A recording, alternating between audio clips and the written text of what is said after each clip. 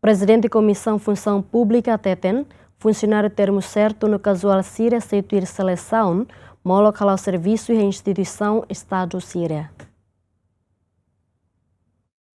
Presidente da Comissão Função Pública, Agostinho Letencio de Deus Atolha Hirakne, ligado à orientação primeiro-ministro Nia, com a força de trabalho e a cada instituição Estado Síria, liu funcionário termo certo no casual Síria, aceituir seleção para recrutamento, liu-se Comissão Função Pública, atu evita Ministério Síria, contrata direta funcionário termo certo no casual Síria. Presidente da Comissão Função Pública nos informa que decreto-lei número 2/2005 nebe makala ona revisão não se apresenta para o Conselho Ministro onde retam aprovação molo que implementa e atinang oing.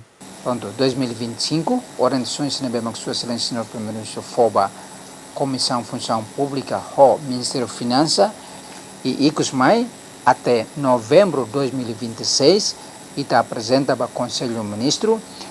Primeiro apresenta processo toma ou ensama atu halo recrutamento ba funcionários casuais ou termo certo mai katak ba oine laos bolo date mas tem que ler esse processo de seleção, né? Primeiro mudança na mesma kita halo esse decreto do governo tua né by the phone. Segundo mudança na mesma kita halo mos maka liu ba funcionário sira atu la iha ona licença especial, mas baoi ne siran be mak atu hetan licença funcionário siran be karek hakarak atu ba assina termo certo, primeiro ne tem hetan la licença sem vencimento.